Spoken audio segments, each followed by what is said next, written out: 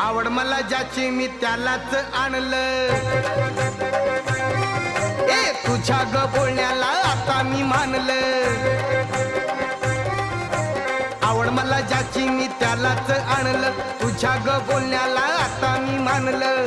शेजारची ही काळी मैना लागली डोलायला, तवा लागली डोलायला.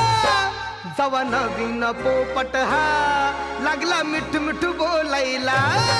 जवा नवीन